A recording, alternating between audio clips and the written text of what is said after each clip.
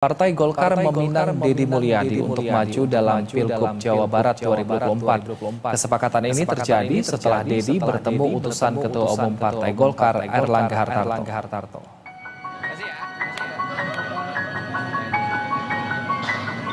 Deddy Mulyadi dipinang Partai Golkar untuk maju dalam pemilihan gubernur Jawa Barat. Hal tersebut dipastikan usai pertemuan Deddy dengan Singgi Januratmoko, utusan Ketua Umum Partai Golkar Airlangga Hartarto di Bandung pada Jumat malam. Kita berdiskusi ke depan bagaimana supaya Jawa Barat lebih baik lagi untuk kemajuan Jawa Barat pada khususnya dan pada Indonesia pada umumnya. Dan kita tadi sudah berdiskusi banyak, intinya bahwa kita mendukung Pak Deddy Mulyadi untuk menjadi calon gubernur di Jawa Barat. Sementara Deddy menyampaikan terima kasih ke jajaran pengurus Partai Golkar, terutama Ketua Umum Airlangga Hartarto atas pinangan tersebut. Deddy juga akan meminta restu dan persetujuan dari Ketua Umum Partai Gerindra Prabowo Subianto untuk bertarung di Pilgub Jabar. Khususnya buat Ketua Umum DPP Partai Golkar, Pak Airlangga Hartarto, bahwa utusannya sudah datang di Jawa Barat untuk ngajak ngomong serius masalah tunangan di Provinsi Jawa Barat. Nah, saya ini kan kalau tunangan, kemudian nanti kawinan, akad nikah, harus persetujuan orang tua. Ya Mas ya. Harus persetujuan orang tua. Kalau calonnya sih setuju Mas. Sebagai calon pengantinnya setuju. Tetapi kan persetujuan itu kan harus nanti diridoi, direstui, bahkan aktanya harus ditandatangan oleh Ketua Umum DPP Partai Gerindra Pak Prabowo Subianto. Deddy menyampaikan dalam pertemuan dengan Singgi dirinya mendapatkan beberapa pesan dari Airlangga lewat sambungan telepon untuk mempersiapkan diri. Airlangga juga berpesan untuk tidak jauh dari wilayah Jawa Barat. Aib Supandi, Bandung, Jawa Barat. Partai Golkar akhirnya memutuskan untuk mengusung Deddy Mulyadi untuk maju di Pilgub Jawa Barat. Lantas apakah Ridwan Kamil dipersiapkan untuk maju di Jakarta? Kita akan membahasnya dengan Pangisyar Wicaniago selaku Direktur Eksekutif Voxpol Center dan juga jubir dari PDI Perjuangan Ciko Hakim. Sebelumnya kami juga sudah mengundang pihak dari Golkar, namun hingga saat ini masih belum ada yang merespon. Selamat sore Bapak-Bapak. Saya ke Pangi Caginiago terlebih dahulu. Mas Pangi, ini kan akhirnya Golkar memutuskan untuk memajukan Deddy Mulyadi. Lantas apakah ini peta politiknya akan sudah pasti Ridwan Kamil untuk berlaga di Jakarta, Mas Pangi? Iya, kalau melihat kita cermati sejauh ini memang Pak Ridwan Kamil lebih cenderung memang senang di Jawa Barat, tapi kita nggak tahu nih peta terakhir apakah memang Pak Ridwan Kamil akan bertarung di Jakarta gitu. Jadi Mulyadi tetap di Jabar, kemudian Pak Ridwan Kamil di Jakarta. Karena memang sejauh ini yang kita cermati Pak Ridwan Kamil nggak mau, ada juga keinginan tidak mau berjudi atau bertarung di Jakarta dengan ketidakpastian segmen pemilih beliau. Pertarungan bebas beliau tidak mudah di sana untuk memenangkan Jakarta. Jadi ini menjadi tantangan, challenge tersendiri dan sangat complicated untuk kita Jakarta. Tetapi kalau memang sudah fix bahwa Deddy Mulyadi akan di Jabar, nggak mungkin Ridwan Kamil akan bertarung dengan Deddy Mulyadi. Sudah pasti mereka akan terpisah. Deddy Mulyadi bisa ditarik tetap di Jawa Barat, kemudian Pak Ridwan Kamil ditarik ke Jakarta. Jadi intinya mereka nggak mungkin bertarung secara langsung antara di peta yang sama yaitu Jawa Barat. Itu ada kemungkinan mereka akan berbagi apakah Deddy Mulyadi di Jawa Barat atau Ridwan Kamil di Jakarta atau sebaliknya. Mereka akan bertarung, tetapi nampaknya saya mencermati melihat fenomena ini kemungkinan Deddy Mulyadi ada kemungkinan intensitasnya di Jawa Barat, kemudian Pak Ridwan Kamil akan dimajukan di Jakarta gitu. Baik, kalau dan PDI Perjuangan tidak mungkin juga kalau kemudian mereka tarung bebas Deddy Mulyadi dari Partai Gerindra dengan Ridwan Kamil dari Partai Golkar. Itu juga ada sangat memungkinkan itu terjadi di Jawa Barat. Baik, Kalau PDI Perjuangan Bang Ciko, apakah akan berapat ke salah satu nama ini baik di Jakarta maupun di Jawa Barat atau justru akan mengusung kadernya untuk di Jakarta dan Jawa Barat Bang Ciko? Untuk di Jakarta khususnya hampir bisa dipastikan bahwa PDI Perjuangan akan mengusung kader sendiri, dan kami masih mencoba untuk mengukuhkan satu nama dari beberapa nama kader internal yang menguat. Namun tentu kami akan memajukannya sebagai calon gubernur atau sebagai calon wakil gubernur, itu akan kami bicarakan dengan partai politik yang akan bekerja sama dengan kami terkait dengan Pilkada Jakarta, karena kita ketahui tidak ada satupun partai politik yang dapat mencalonkan sendiri di Jakarta, termasuk partai kami, walaupun partai kami perolehan suaranya besar dan berada di urutan kedua di hasil Pileg 2024 kemarin. Terkait dengan Jawa Barat pun perolehan suara kami juga tidak mengecewakan di Pileg, dan artinya kami juga mempunyai potensi untuk bisa mengusung kader dan itu bisa menjadi cagup maupun cawagup, tergantung dengan kerjasama yang akan kami jalin kemana. Dan kami sampai hari ini masih membuka jalur komunikasi dengan politik. Namun rasa-rasanya sepertinya untuk DKI dan Jawa Barat kami belum melihat ada celah yang begitu besar untuk dapat bekerjasama dengan Golkar apabila Golkar secara kerjasama politiknya akan menjalin dengan sesama koalisi Indonesia Maju atau sesama koalisi yang kemarin di Pilpres mengusung Prabowo dan Gibran. Namun saya ingin mengomentari sedikit apa yang disampaikan tadi ketika Deddy Mulyadi menerima utusan dalam tanda kutip dari Erlangga Hartarto.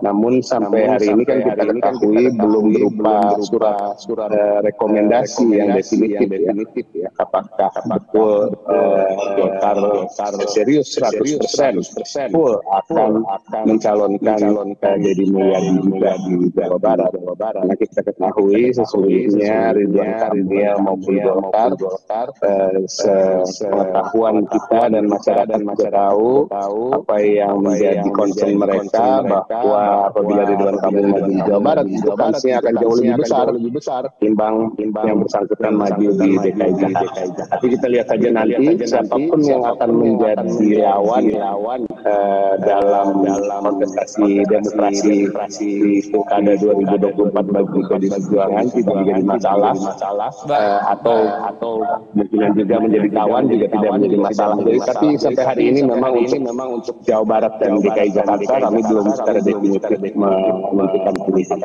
Baik Bang Ciko, jika saya artikan sedikit, apakah artinya PDI Perjuangan kansnya untuk berkoalisi dengan Golkar lebih besar di Jawa Barat jika Golkar ini memasangkan Ridwan Kamil dan kansnya lebih kecil jika mengusung Deddy? Apakah seperti itu pendapat Anda?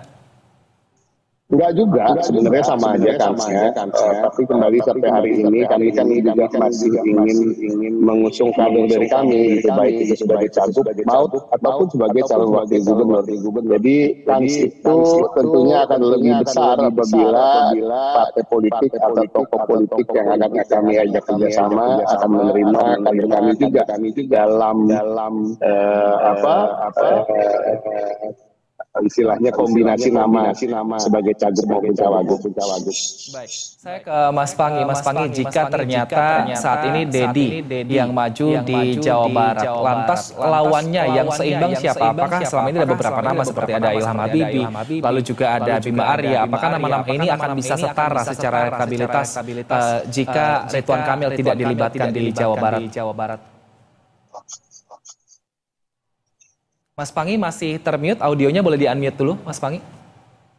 Kalau misalnya Ridwan Kamil tidak bertarung di Jawa Barat, berarti kan lapangannya pasti akan datar. Nah, ketika lapangan ini datar, maka peluang-peluang yang ini akan kompetitif, sangat dinamis, dan ini akan terjadi saling salib menyalip atau persaingan sangat ketat. Artinya ada nama Ilham Habibie, ada nama-nama seperti Bima Arya, itu juga akan mendapat lawan tanding. Nah, siapa yang kira-kira akan berani melawan Deddy Mulyadi? Itu partai-partai yang sangat penentu di Jawa Barat itu kan termasuk PDIP, kemudian Gerindra, Golkar. Nah, kemana intensitas arah mereka? Apakah nanti memang peluangnya Deddy Mulyadi kansnya lebih besar, tapi tadi bilang Bang Ciko tadi semuanya masih punya peluang besar, kans besar. Tetapi kalau Ridwan Kamil di Jawa Barat, hampir banyak yang mengatakan ini lapangannya sudah tidak datar. Tidak ada yang sanggup menantang Ridwan Kamil, sang penantangnya tidak ada yang berani. Siapa yang berani melawan Ridwan Kamil di Jawa Barat? Tetapi di dalam pilkada biasanya tidak boleh ada teori kiamat bahwa pilkada sudah selesai, tinggal menunggu pelantikan. Itu tidak boleh dalam konteks pendekatan elektoral dalam pilkada. Karena apa? Karena sangat dinamis. Ada programatik, ada isu, ada mesin partai, ada personalisasi kandidat, ada partai ID di sana. Misalnya Jawa Barat itu adalah mesin kandangnya siapa, partai apa gitu. Kalau kita bicara tentang PKB pasti sudah mengatakan bahwa itu kandangnya Jawa Timur misalnya. Bicara tentang PDIP itu kandangnya Jawa Tengah misalnya. Bicara Jawa Barat itu dianggap misalnya kandangnya PKS. Jadi peluang-peluangnya itu akan sangat dinamis. Bahkan dulu pernah elektabilitasnya calon gubernur yang tidak populer, personalisasi kandidatnya tidak efeknya tidak besar, tidak dianggap, tapi ternyata bisa hampir menyalip gitu, hampir bisa menyamai yang sebelumnya dianggap tidak setara elektabilitasnya. Tapi karena punya mesin partai yang kuat, ternyata ada kejutan di akhir-akhir pilkada. Itu terjadi juga dalam pilkada di Jawa Barat. Yang dianggap tidak menjadi sang penantang yang sebanding. Tapi ternyata hasilnya dari hari-hanya hampir saja menyalip gitu. Hampir sangat kompetitif. Tapi di awal dianggap tidak ada persaingan, tidak ada lawan tanding. Nah di Jawa Barat ini juga bukan tidak mungkin kita meremehkan seorang tokoh sosok seperti Ilham Habibie, seperti Bima Arya, atau yang diusung oleh PDIP. Saya mencermati, mungkin saya nggak tahu kemana intensitas arah dari PDIP untuk di Jawa Barat. Apakah memang ada kader terbaik juga seperti Pak Nosrono ya, Pak Ono dan Pak Nono dan seterusnya. Saya nggak tahu kemana nanti PDIP. Atau PDIP akan ketika tidak Ridwan Kamil, mungkin PDIP akan lebih percaya diri untuk mengusung kader terbaiknya. Tapi ketika dengan Ridwan Kamil, ya bukan tidak mungkin juga PDIP akan mengusung kader terbaiknya untuk berpasangan di Ridwan Kamil. Tapi kalau Deddy Mulyadi, tentu ini akan menjadi penting juga bagi Gerindra. Ketika Ridwan Kamil sudah dipastikan migrasi ke Jawa Barat, maka ini dianggap pertarungan ini adalah pertarungan yang sangat kansnya besar kepada Deddy Mulyadi dibanding yang lain. Tapi lagi-lagi ini sangat kompetitif, ini masih sangat dinamis, semua kemungkinan masih bisa terjadi, jadi tidak ada kiamat dalam politik elektoral ini, semuanya sangat, apapun masih parabel faktornya masih banyak gitu. Baik, Mas Ciko bocoran dong kira-kira siapa nama dari survei internal PDI Perjuangan yang unggul untuk elektabilitasnya unggul di Jawa Barat dan juga Jakarta? Kalau untuk di Jakarta seperti yang sudah beredar selama ini, memang kalau kita bicara di internal, nama yang paling tinggi dan mencuat adalah nama Pak Ahok, karena memang beliau pernah menjabat di DKI Jakarta juga tingkat kepuasan publiknya sangat tinggi.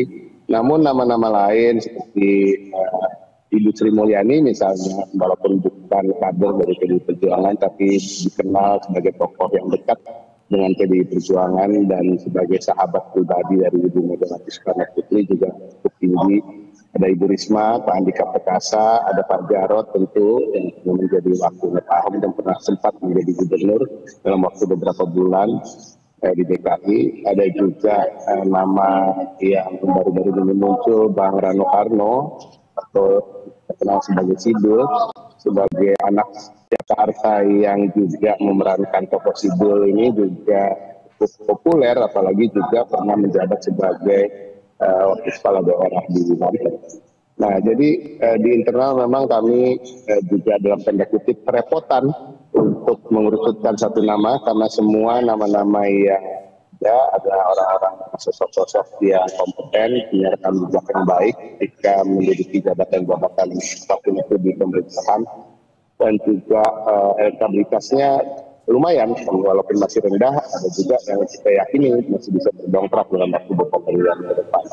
Terkait dengan Jawa Barat, jujur saya pribadi belum mendapatkan update yang terakhir, tetapi tentu Kang Ono Surono sebagai anggota DPRD terpilih dan pernah menjadi anggota DPR RI terpilih dari Dapil Jawa Barat sudah teruji mempunyai basis elektoral yang jelas dan juga mesin politik kami di Jawa Barat yang cukup kuat sehingga kemungkinan besar nama Kang Ono ini yang memang akan kami prioritaskan seperti itu. Tapi siapa tahu dalam waktu dekat Ibu Megawati Soekarno Putri mungkin punya nama-nama yang belum diketahui oleh senior-senior saya di DPP maupun oleh saya sendiri. Dan kita lihat aja nanti bagaimana pengumumannya dalam waktu dekat.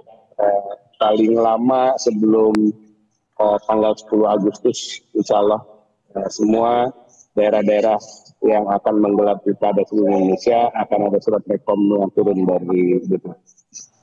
Oke, kami nantikan Bang Ciko paling lama 10 Agustus untuk nama-nama yang akan diusung Partai PDI Perjuangan untuk Pilkada 2024. Terima kasih atas waktu dan juga informasinya Bapak-Bapak, Mas Pangi Caniago, selaku Direktur Eksekutif Foxpol Center dan juga Jubir PDI Perjuangan, Mas Ciko Hakim telah bergabung bersama kami di Berita Satu Soi. Sehat selalu.